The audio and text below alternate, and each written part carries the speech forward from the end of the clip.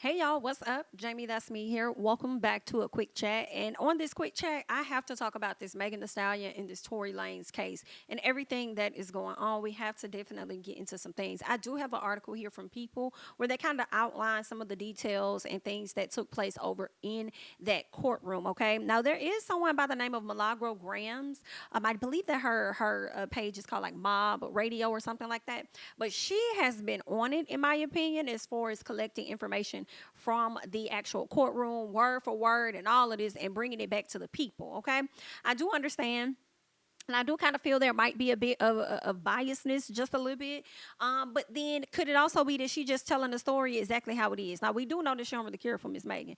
But, she giving some interesting tea. And I haven't heard too many other people give anything different, like the lawyer for workers. I love him. He is more of a trusted source than anybody to me. But he kind of says some of the similar things that Milagro says over on her IG when she's kind of broke down some of the stories and how he felt as though like things that Megan said contradicted what prosecution was bringing to the forefront. So I'm just like, yikes, okay? We'll see how this is going to play out, but let's go ahead and get into some details of this article, and then I'll share my thoughts with you guys as well. All right, so the article says Megan Thee Stallion gets emotional on the stand during Tory Lanez trial. I just don't feel good, is what Megan said. Now, for those of you guys that do not know, Tory Lanez is accused of shooting Megan Thee Stallion during the month of July of 2020, okay, when we were supposed to be inside, but everybody was outside, okay? Now, Megan Thee Stallion has taken the stand in the felony assault trial of singer Tory Lanez, who is accused of, shooting the woman. Now, Megan, who's 27, entered the Criminal Justice Center in Los Angeles on Tuesday, and she was dressed in a purple suit. Miss Girl had a little bob going on. Miss Girl looked cute, okay?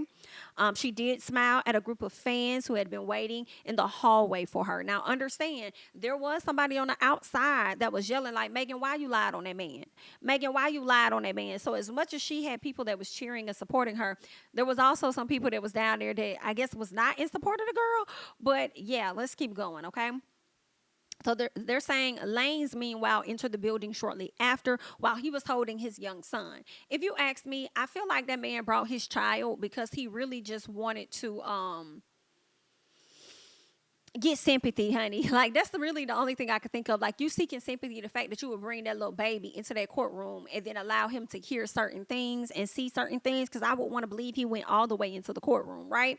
And the baby had his whole suit on. He brought that little boy in the effort to try and put an impression upon some of the people in the courtroom. At least that's what I think. Okay, but let's go ahead and go. So Megan was called to the witness stand on the second day of the trial. Okay, which stems from a 2020 incident in which Lanez allegedly shot the rapper in her foot, okay, 3 times after yelling, dance, BIT, dance, okay? Now, from what I understood on the day one trial, it appears that prosecution may try and play it up to see, I'm sorry, not prosecution, but the defense may try and play it up to where they assume Kelsey may have actually been the one to shot Megan, whereas prosecution is like, nah, and we're going to be able to prove that to y'all based on, whatever evidence that they have, but we'll see, okay?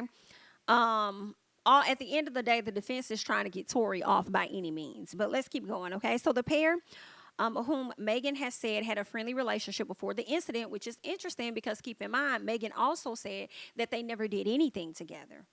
Okay, remember she went over onto the Gayle King show and she said that they did not engage in sex or they did not have an intimate relationship. But then she came after the fact and she ended up confessing to I believe her team, the lawyers or whatever, letting them know that she did have a relationship like that with him, and she also said it in the courtroom. Okay, so now this sucks for Megan because they're going to try to paint her out as a person that's lying, and that is a liar. Okay.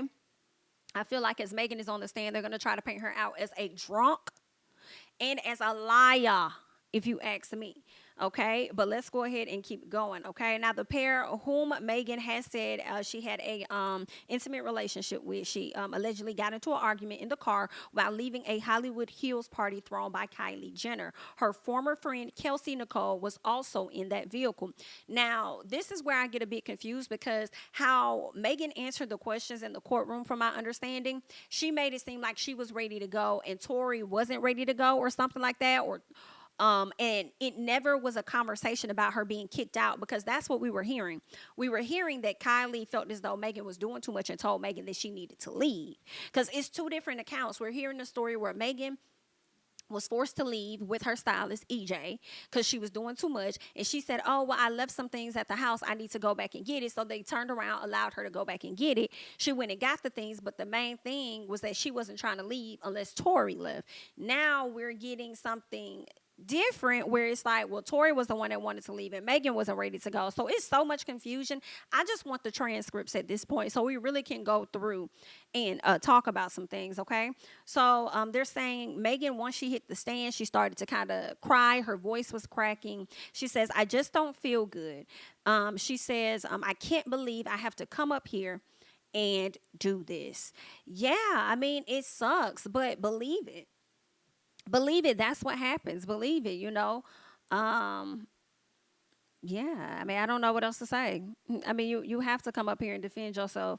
And if you truly believe that he was the person that shot you, you have to come up and you have to say your part. You have to say your piece, because if ain't nobody else going to try to get justice for you, you got to be your biggest advocate at the end of the day. So it sucks. I know it's bringing back moments that she doesn't want to have to deal with and was hoping to be far away from. I understand that, but you got to do it. You got to do what you got to do. And I just hate that for her a bit, because it sucks, because all of the emotions and the backlash that she got from this incident, it's about to come back up. It's coming back. I can imagine how many people in her comments calling her a liar, said she did this, said she did that, free Tory and all this shit. I could just imagine what's going on over there, okay? But yeah, you got to do it. You got to come up here and you got to do what you got to do, okay? So the Grammy-winning rapper recounted her personal relationships with both Tory Lanez and with Kelsey, all right, and said that she and Tory Lanez began arguing after she wanted to leave Jenner's house and he didn't, okay? Now we're hearing like a different story, all right? It's so many different stories to this. Her stylist had left the party and she therefore needed Lanez to give her a ride. Now we were hearing... Girl, let me just keep going. This is a lot. Okay. So our stylist had left the party and she therefore needed Lanez to give her a ride. Now, what was being said was that EJ had already given her a ride and she wanted to go back because she left something. And then at that point, wanted Tory to leave with her. And that's what I'm confused about, right? She said she needed Tory to give her a ride. But it does make me wonder, where was her security? Or Kelsey, where was your car at? Why you ain't take your friend with you? Why you ain't take her away? You know what I'm saying? But this was before the incident happened where she got shot. So she's thinking everybody's cool, like Tory, take me home. But you had other people that were there. But it's just confusing. Let's keep going. So Megan told the court that as they left in the car, Lanez argued with both her and Nicole, calling them BITs and other expletives, right? She said she exited the vehicle while it was on a main street, but once she realized she didn't know the area, she made moves to get back inside, citing her status as a celebrity. I want the transcript. I feel like the article is being very vague in some details, okay? The Star said she was facing the car and saw Lanez shoot her as she stood above her on one of the SUV's steps. So Tory stood on the step and he was popping her, but her back was turned. She was walking off, and I believe she was trying to say that although like she didn't see him, she still kind of saw that it was him. Once she kind of turned slightly, she could tell that it was him that was the one that was actually shooting the gun or whatever, right? But they're going to try to paint it as she was so drunk and belligerent that she don't know what the hell she saw. That's what the defense is going to try to do. Now, prosecutors said during opening statements on Monday that the shots left 3 bullet fragments in Megan's feet, and that the argument began after Megan criticized his musical skills, right? Let's keep going. They're saying texts from Lanez and Megan in which he apologized and said he genuinely just got too drunk, but can't change what I did, were reportedly read in court. Though Lanez's defense attorneys claim he was not admitting a shooting, but he was speaking on being sexually involved with both Megan and her best friend, Kelsey. Okay, I don't know what that man was apologizing to, but I can see it going towards both. I can see him apologizing for shooting at her, and I also can see him apologizing for the whole, sexual relationship between both of the ladies. So I honestly, I'm not even gonna lie to y'all. Some part of me is like, I don't know who the hell to believe. I truly want to believe that this man shot this woman. based on Kelsey's text message of texting this man or texting somebody and saying, hey, hurry up, quick, call 911 or something like that. Tory shot Megan. Like, because of that text message is so vital to me, that makes me truly believe that Tory did shoot Megan. Right? Um, but you just don't know what the hell. Like, it's so much. It's so much, because now they're saying that Tory and Kelsey both had gunpowder on them. So I don't know what's going on. Kelsey did a whole song asking Megan who shot you. So if you're doing a song asking your friend who shot you, then that makes me think, was she too drunk to even know or realize what the hell happened? Like, I don't know. I understand we want to choose sides, and that's fine. Y'all choose whatever side y'all want to choose. Girl, I really want to wait to see what the hell gonna happen. But I'll be honest, I feel more compelled to where I'm leaning towards that text message that Kelsey sent, because I feel like she was reacting in the moment. And in the moment of how she was reacting when she sent that text was truth. That was truth. So I don't know.